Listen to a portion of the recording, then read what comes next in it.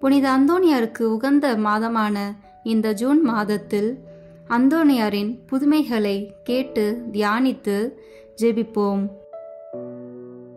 அந்தோனியார் ஒரு மொழியில் உரைத்தார். மக்கள் பன்மொழியில் விளங்கி கொண்ட புதுமை. 1228 வருடம் அந்தோனியார் ரோம் நகருக்கு சென்றார். அங்கு பாப்பரசர் 9ஆம் கிரெகோரியாரை சந்தித்தார். பாப்பரசர் முன்னராகவே அந்தோனியாரின் ஆற்றல்கள் பற்றி அறிந்திருந்தார். எனவே பாப்பரசரின் விருப்பத்துக்கு இணங்கிய அந்தோனியார் கருதினால் குழுவினர், ஆயர் குழுவினர், குருக்கள், துறவியர் குழுவினர் என்பவர் மத்தியில் சிறந்த உரையினை ஆற்றினார். அதனால் பாப்பரசரின் ஆசிரை பெற்றார். மேலும் உளம் மகிழ்ந்தவரான பாப்பரசர் இத்தகைய பெருமகனை கொடுத்த இறைவனுக்கு நன்றி கூறினார். மட்டுமல்லாமல் வாக்கு தத்தத்தின் பேழை என்னும் பட்டத்தையும் அந்தோனியாருக்கு வழங்கினார். அதே வருடம் தூய ஆவியானவரின் திருவிழாவின் போது ரோம் நகரில் அந்தோனியார் ஆற்றிய உரையை அங்கு குழுமியிருந்த பல மொழி பேசும் அனைத்து மக்களும் தத்தம் மொழிதனில் தெளிவாக விளங்கி கொண்டனர். நற்செய்தி மேற்கோள்களை தங்கு தடையின்றி பேசியதை கவனத்தில் கொண்டவரான திருத்தந்தை யாவர்கள் வேதமகத்தின் கருவூலம் நீர் என பாராட்டினர்.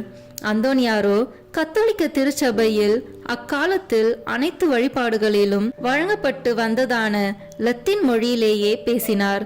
அதனால் அங்கு குழுமியிருந்த பன்மொழி பேசும் பன்னாட்டு மக்களும் தத்தம் மொழியிலேயே விளங்கி கொண்டனர். எனவே மக்கள் யாவரும் அந்தோனியார் பல மொழிகளிலேயே உரையாற்றியவரென்றே எங்கும் பேசிக்கொண்டனர். அந்தோனியார் ஓய்வின்றி இத்தாலி தேசத்தில் பல இடங்களுக்கும் கால்நடையாகவே சென்று போதித்து வந்தார். அதன் காரணமாக இத்தாலி எங்கும் மறுமலர்ச்சியும் விழிப்புணர்வும் ஏற்படலாயிற்று.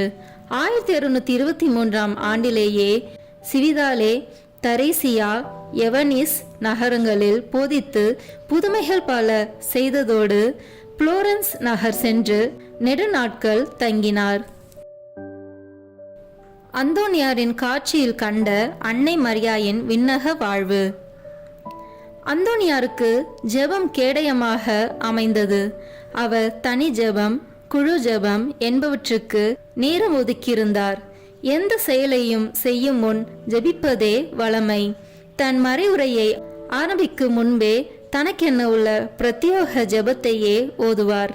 அதே போன்று கற்புக்கு விரோதமான சோதனைக்கு உள்ளாவோர் அவரிடம் ஆலோசனை பெற வரும்போது அவர்களிடமிருந்து ஜெபம் செய்யும்படியே புத்தி புகட்டுவார். ஜெப வாழ்வு இல்லாதவரின் அருள் வாழ்வு இருள் வாழ்வாகிடும் என உரைப்பார். இவ்வாறு ஜெப வாழ்வில் சிறந்து விளங்கியவரான அந்தோனியார் பதுவை பதியில் புதுமைகள் பல செய்தார். நல்லுரையாற்றி தவறுகளை சுட்டிக்காட்டி சுடர் விளக்காக அமைந்து ஞான மறுமலர்ச்சியை ஏற்படுத்தினார். அந்தோனியார் புனித கன்னி மரியாய் ஆத்ம சரீரத்துடன் பரலோகத்துக்கு எடுத்து கொள்ளப்பட்டார் என்னும் இரகசியத்தின் மட்டில் பூரண நம்பிக்கையுடையவராய் இருந்தார்.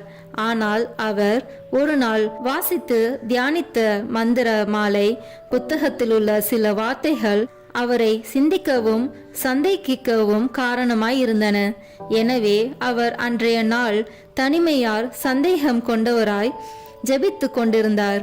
அவ்வேளை மேகம் புடை சூழ ஒரு வெள்ளத்தின் மத்தியிலே அன்னை மரி தோன்றி, மகனே அஞ்சாதே, இறைமகன் மனிதனாக என்னிடம் அவதரிக்க பேழையாக பயன்பட்ட என் உடல் கல்லறை அழிவை காணாது காப்பாற்றப்பட்டது என்று இறைமகனின் வலது பக்கத்தில் வல்ல அரசி என வீற்றிருக்கின்றேன் என கூறிவிட்டு மறைந்தார்.